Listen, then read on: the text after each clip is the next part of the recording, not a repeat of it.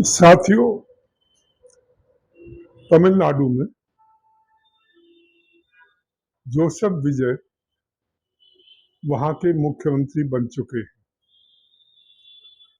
और विधानसभा में उनको बहुमत प्राप्त हो चुका है। इसका मतलब यह है कि आने वाले समय में उनकी सरकार रहेगी। हालांकि जो बहुमत चाहिए था वो बहुमत उनके पास नहीं था, किंतु दूसरी पार्टियों ने उनको सहयोग देकर और बहुमत उपलब्ध करा दिया है। वो कैसा काम करेंगे, क्या करेंगे, तो आने वाला समय बताएगा। परंतु उनके आने से निश्चित रूप से वहां की राजनीति में कुछ परिवर्तन आएगा। वो एक प्रकार से बड़ी जल्दी राजनीति में आए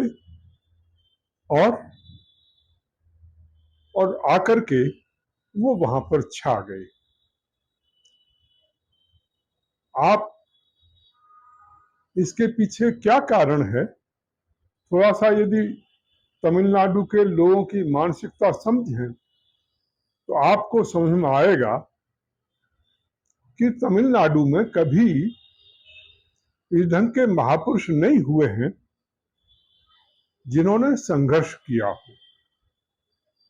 जब हम यहां देखते हैं उत्तर भारत में, तो हमें हजारों की संख्या में अलग अलग ढंग के लोग जिन्होंने नेतृत्व किया है, ऐसे हीरो मिल जाते हैं।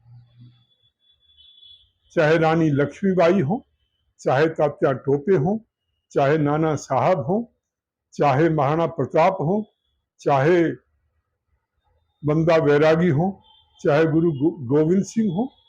इस ढंग के हीरो की जो परंपरा है वो यहाँ पर लाखों में है। मतलब यहाँ पर जो हीरो हैं वो वास्तव में हीरो हैं। परंतु तमिलनाडु में इस ढंग के कोई हीरो जो हैं जिनको वो अपना आदर्श मान सकें, उस ढंग के हीरो वहां पर नहीं हो पाए हैं। इसके कारण वहां जो फिल्मों में हीरो होते हैं, उन्हीं के प्रति वहां के लोग जो हैं अपने आप को बिल्कुल समर्पित कर देते हैं। वो पिक्चरों में को देखते हैं, वहां हीरो का काम देखते हैं और वो सोचते हैं कि भाई यही जो है सबसे अच्छा हीरो है। इसी कारण से वहां पर जो पिक्चरों में काम करने वाले हीरो जो हैं वही राजनीति में आते रहे हैं।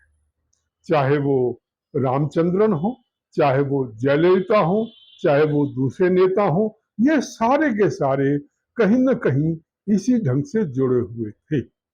ऐसे लोग कम हैं जो कि फिल्मों में काम न किया हो फिर भी वो नेता बने हो, परंतु उनके परिवार से कोई न कोई इस ढंग का हीरो रहा होगा जिन्होंने काम किया है और उसकी विरासत जो है उनको मिलती रही है।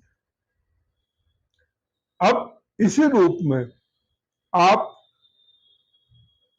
जोसेफ विजय को देखें, वो एक कलाकार है, फिल्मी कलाकार है, और थोड़े दिन पहले उसने जो है एक जननायक के नाम से एक मूवी बनाई थी जिसमें अपने आप को इस ढंग से प्रोजेक्ट किया था कि जैसे कि वो जनता के लिए काम करता है। वो मूवी बहुत हिट हुई और चुनावों से पहले ही उसको जो है सब जगह दिखाया गया और एक माहौल उसके पक्ष में बना। एक पैसे भी उसके पास हैं और थोड़े से ही समय में वो जो है राजनीति में इतने मजबूती से उभर करके आता है कि वो सारी जो ट्रेडिशनल पार्टीज थी वो सारी पीछे रह जाती है। कांग्रेस की तो हालत ये हो गई, केवल 5 सीटों पर वो जीत पाए, वो भी डीएमके के सहयोग से। तो इस ढंग से जो इनका जो एकदम से उद्भव वहां पर हुआ है, हीरो के रूप में एकदम से जो छा गए, उसका कारण वहां की इस ढंग की परिस्थितियां हैं जिसमें वास्तविक हीरो न हो करके फिल्मी हीरो के पीछे जनता पागल हो जाती है। आपने देखा होगा कि जब कभी किसी भी जयललिता हो गई, कोई दूसरे हो गए, उनको कुछ हो जाता था या बीमार पड़ जाते थे या उनकी डेथ हो जाती थी, तो दर्जनों लोग जो है आत्महत्या वहां पर कर लेते हैं।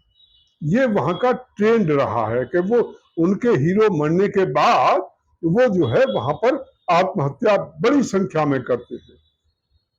तो ये बड़ा आश्चर्यजनक, जबकि दूसरे कहीं हिंदुस्तान में किसी भी हिस्से में किसी फिल्मी हीरो के मरने पर कोई आत्महत्या नहीं करता, परंतु वहां पर इस ढंग का प्रचलन है। तो इस रूप में, क्योंकि फिल्मी कैरियर उनका था, पैसा उनके पास था, उसके साथ उस ढंग से उनके साथ नौजवान जुड़े हुए थे और उसका उन्होंने पूरा फायदा उठाया और एक सिस्टमेटिक वे में वो चले और इस ढंग से जो है उनको सफलता प्राप्त हुई है।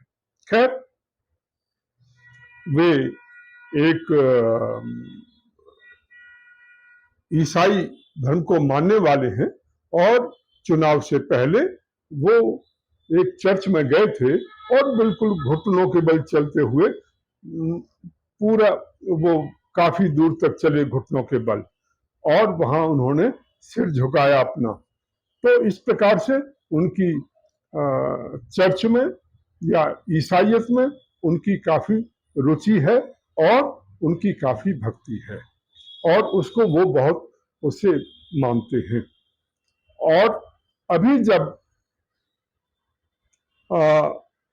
ये जो उदयनिधि स्टालिन, जो कि M.K. स्टालिन के बेटे हैं, जब उन्होंने विधानसभा में सनातन के विरुद्ध कुछ बोला तो उस समय जोसेफ विजय जो मुख्यमंत्री थे उन्हें बोलना चाहिए था, उन्हें उनके वक्तव्य का खंडन करना चाहिए था, पर वो चुप रहे।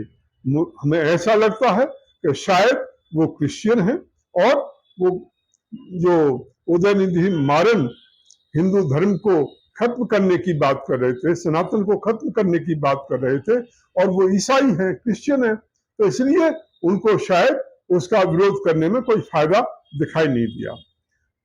एक आश्चर्य की बात है कि वहां पर 6% जो है केवल ईसाई पॉपुलेशन है, क्रिश्चियन पॉपुलेशन है और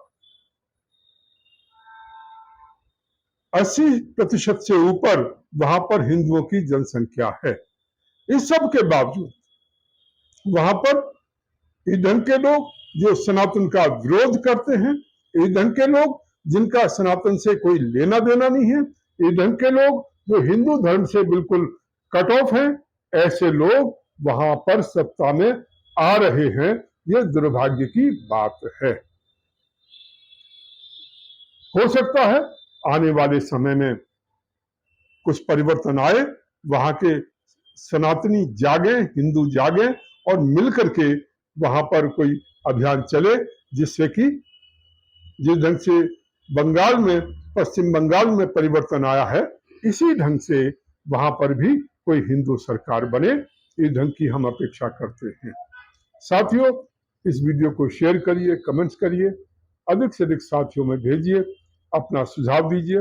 साथ ही QR कोड लगा हुआ है, उसके माध्यम से आर्थिक सहयोग देकर राष्ट्रवाद पार्टी को मजबूत बनाइए।